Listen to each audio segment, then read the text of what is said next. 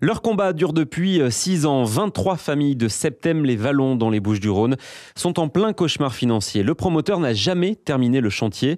La livraison était prévue en 2009. Des T4 avec terrain de 400 mètres carrés vendus sur plan, 218 000 euros. Le tribunal avait accordé le versement d'une indemnisation aux familles, une décision que vient d'annuler la Cour d'appel d'Aix-en-Provence. On en parle avec la présidente de l'association de défense, Dominique Belladge. Bonjour. Bonjour. Bonjour Dominique Belladge. Les terrasses de Notre-Dame, c'est le nom du lotissement. Pour vous et ces familles, au départ, c'était un rêve d'y habiter. Tout à fait, tout à fait. Et un rêve qui a rapidement tourné au cauchemar.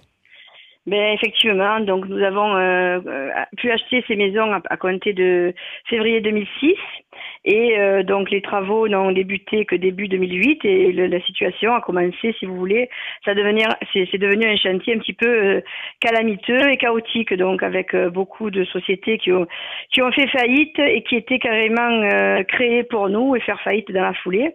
Et puis bien le promoteur était bien sûr aux abonnés absents puisque je fais partie des rares personnes qui ont pu le rencontrer. Et puis voilà, donc ça, c'est un promoteur tout début. Un promoteur qui vous paraissait sérieux à l'époque ?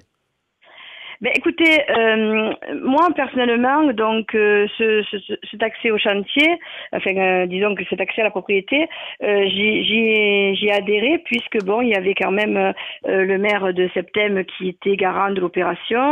J'avais donc pris les précautions de vérifier qu'on avait bien une garantie financière à l'acte, ce qui était le cas. On avait fait des enquêtes financières sur la société. Bon, tout paraissait correct, le chantier avait débuté correctement, donc aucune inquiétude au départ. Si vous voulez, au départ, tout s'engage correctement. Voilà. Donc le chantier commence. Et après, chantier commence. Et là ensuite Et ensuite, ben écoutez, moi personnellement, je me suis aperçue fin 2008 qu'on avait un gros souci puisqu'on avait quand même payé un peu plus de 35% pour rien, puisque j'avais même pas d'élévation de niveau, j'avais pas de fondation à l'époque. Donc ça, je vous parle quand même courant 2008 pour une livraison au 31 mars 2009. Je commençais à m'inquiéter, donc j'ai commencé à faire des courriers directement à la société de commercialisation. Et effectivement, la personne qui était le commercial de l'époque et le maître d'œuvre avait pour tendance à me dire « Oh, écoutez, Madame Belladge, vous me prenez la tête, vous êtes une casse-pied, il n'y a que vous qui vous plaignez, tout le monde est content. » Sachant que, bon, si vous connaissez un peu l'emplacement du terrain, donc le chantier est fait sur quatre tranches, on va dire, géographiquement implantées de manière différente. Et les 3 premières tranches étaient sorties de terre avec, effectivement, les grosses œuvres qui étaient sorties et les tuiles. Il n'y avait que notre tranche à nous qui tardait. Puis un jour, ils ont enfin fait les fondations et c'est là que je me suis aperçue que les ferrailles, pour moi, étaient en dehors des fondations. Donc, je suis pas une technicienne quand même de la construction, mais je me suis dit, ça va pas. Ouais. Donc, j'ai commencé à me plaindre et c'est là que j'ai commencé à poser un vrai problème puisqu'on a essayé carrément de me faire partir en disant, écoutez, vous nous cassez les pieds, ça va venir, rassurez-vous, nous sommes des gens honnêtes, mais qu'est-ce que vous prétendez, voilà. Et sur un coup de colère un jour, donc, je suis remontée au chantier et j'ai eu le privilège de rencontrer Monsieur Stock en personne. Donc je me suis présentée à lui et j'ai commencé à lui poser des questions sur le fait que bon, j'avais quand même donné à l'époque 68 000 euros pour 3 fondations, 2 quairons et des ferraillages extérieurs des fondations. Donc il m'a dit, écoutez madame, vous êtes en train de me dire quoi? Que je suis un arnaqueur, que j'essaie... J'ai dit non monsieur, je suis pas en train de vous dire ça, je vous demande des décomptes par rapport à ce que j'ai versé. Oui, ça paraît logique. Voilà. Ça paraît logique. Donc, ce monsieur-là me répond, écoutez, madame, on va pas épiloguer longtemps. De toute façon, faites un peu ce que vous voulez. Moi, la justice française me protège. Et il est parti. Et depuis, plus de nouvelles. Et depuis, plus de nouvelles. Moi, j'ai écrit, écoutez, des tonnes de courriers, parce qu'avant qu'on se regroupe en association, bien évidemment, on était un peu seul dans notre coin et je n'avais jamais rencontré des acquéreurs sur le chantier. Et c'est par le biais du notaire qui a fait de la résistance au départ que j'ai obtenu quand même le nom des 23 acquéreurs, enfin des 25, puisque 23 uniquement ont voulu se regrouper en association, les autres n'ont rien voulu faire. Donc c'est par ce biais-là que j'ai contacté tous les acquéreurs un par un, et puis on s'est regroupés très rapidement. Alors à l'intérieur, eh bien, vous savez, la force d'un groupe, c'est qu'on est quand même un petit peu tous complémentaires les uns des autres, qui avaient des notions de chantier, qui avaient des notions financières, qui avaient des notions de banquier. Donc ça a fait la force du groupe et effectivement, nous sommes aperçus par le biais d'un ami expert qui est venu, c'était catastrophique, il fallait tout raser. C'est-à-dire qu'il y avait des malfaçons, il y avait des... c'est ça? Ma maison, si vous voulez, elle était montée, donc il y avait le vide sanitaire et le premier étage, elle s'est ouverte en 2. Ah oui, carrément, ouais. Donc, Elle est descendue de la colline de quelques centimètres et elle était ouverte en deux. J'avais une fissure qui partait du vide sanitaire jusqu'en haut du premier étage, d'accord? Puis quand vous regardez, bon, toutes les photos, bien sûr, preuve à l'appui, ce que je disais, puisque les constats d'huissier, vous imaginez bien qu'on en a fait à peu près tous les mois à cette époque-là, d'accord? Oui, j'imagine. Donc c'est là qu'on s'est aperçu que c'est très très grave et qu'effectivement, donc nous avons pris les choses en main et nous nous sommes regroupés rapidement en association. Donc ça, c'était au mois de janvier 2009, quand on a fait la connaissance les uns avec les autres. On était encore confiants parce qu'on pensait qu'on n'était pas tombé dans un truc trop important pour nous. Et on a tenté la médiation, pour tout vous dire au départ. Donc 2 acquéreurs ont joué aux espions, ont espionné le bureau de commercialisation et M. Stock est arrivé un jour. Donc effectivement, on a discuté avec lui, on a essayé, voilà, on a eu des lettres d'engagement comme quoi il allait tout faire, puis d'un coup il a disparu de la circulation. Ils ont déménagé comme des voleurs et puis depuis on galère. Voilà. Mais les garanties du promoteur ou les assurances du prêt n'entrent pas en action pour vous aider dans ces cas-là? Alors, il faut savoir que nous avions à l'acte une garantie bien spécifique qui est une garantie intrinsèque donnée par le groupement français de caution, qui prévoyait qu'à partir de 45 jours d'abandon de chantier, et bien sûr si le promoteur ne pouvait plus honorer les échéances, ce qui était le cas, donc nous pouvions actionner cette garantie. Et c'est sur cet aspect-là que nous avons actionné la garantie, sur les conseils en plus du notaire, et bien sûr de notre avocat. Donc effectivement, la justice nous a donné raison. Le 26 février 2010, la justice a déclaré notre promoteur défaillant. De ce fait, par ricochet, le garant financier se retrouvait contraint à faire nos maisons ou les faire faire et prendre le relais sur le promoteur. Mais on a bien compris très rapidement qu'ils travaillaient de concert, à savoir qu'ils ont déjà fait appel tous les deux à cette décision et que le garant financier, on a encore eu plus de mal à le faire travailler que ce qu'on imaginait, alors que c'est un groupe bancaire, oui, bien sûr. À l'assise financière sans problème, mais ils ont été encore plus odieux.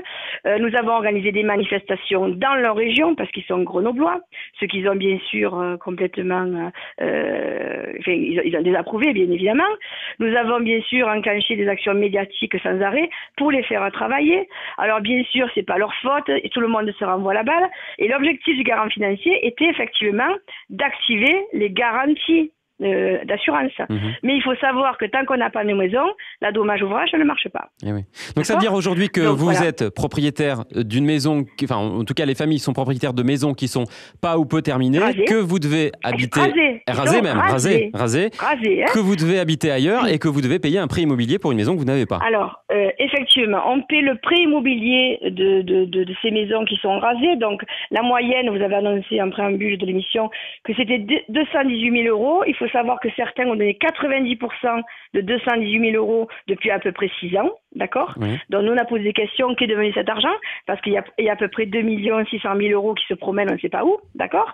Ensuite, on assume bien sûr les loyers, les charges, en fait. On paie la taxe foncière depuis 5 ans dans ce lotissement sans y habiter. Ah oui. Bien sûr.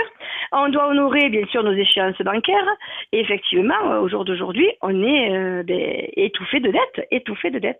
Les familles sont étranglées financièrement, c'est pas possible dans ces cas-là. Étranglées financièrement, alors il y a des familles, c'est encore plus grave parce que bon, elles ont éclaté, à savoir que malheureusement, à force d'être relogées et tout, les enfants sont ballottés à gauche, à droite, et puis c'est pas très rigolo. Donc ces familles-là, c'est encore plus grave que pour d'autres, on dira. Certains vivent à 4 ou 5 dans des petits T2, puisqu'ils ont trouvé des logements de fortune, puisqu'ils ont vendu ce qu'avait un bien, l'ont vendu pour payer le promoteur, faut savoir ça aussi. Et les banques, vous êtes obligés de rembourser votre crédit. Donc on est étranglé de dettes, plus je vous passe au silence les frais qu'il faut pour payer toutes les procédures juridiques. Et là, bon, comme vous avez pu le savoir, coup de théâtre le 6 octobre dernier, puisque la Cour d'appel a carrément infirmé complètement notre statut de victime. Nous sommes passés au statut de coupable. On nous condamne à payer, donc à rembourser déjà les 12 000 € qu'on avait obtenus en 2010, qui effectivement en provision, grosse partie, la provision qu'on avait eue en dommages-intérêts sur nos préjudices, puisqu'on avait des préjudices de retard, il y avait tout ce que vous voulez. Donc tout ça, ça tombe à l'eau. Le promoteur n'est plus défaillant pour le juge, puisque lui, la défaillance, il a limite au fait que s'il dépose pas le bilan, il n'est pas défaillant. Donc, il faut savoir que ce promoteur n'est plus réapparu sur le chantier d'accord, qu'il n'est introuvable à l'heure où je vous parle, hein, il est reparti on ne sait pas où. Le garant financier nous a abandonnés puisque par ricochet encore, puisqu'il n'est pas défaillant, eh bien, il doit plus nous apporter d'aide sous quelque forme que ce soit. Le paradoxe, c'est qu'il nous écrivait au mois de 27 mars et le 4 juillet, le garant financier nous écrivait en la personne de sa directrice générale que nous aurions nos maisons en juin 2013. Voilà. Et vous y croyez? Donc c'est le paradoxe absolu. Pas du tout. Je ne crois plus en rien. Quels sont vos recours aujourd'hui alors?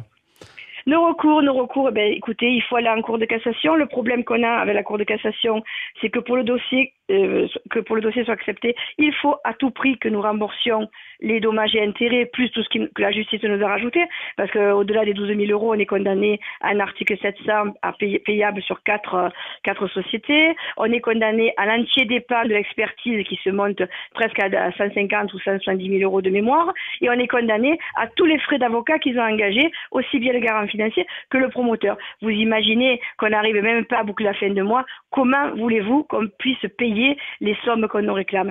C'est vraiment, c'est l'effet, on va dire, double tranchant. Hein. C'est la double peine pour nous. On a juste voulu acheter une maison au départ. Voilà. C'était on n'a votre pas seul voulu crime. commettre un crime. Hein. Voilà. Merci beaucoup pour votre témoignage, Dominique. Dominique Belladj, vous êtes la présidente de l'association de défense des familles du lotissement. Les terrasses de Notre-Dame à Septem-les-Vallons, c'est dans les Bouches-du-Rhône.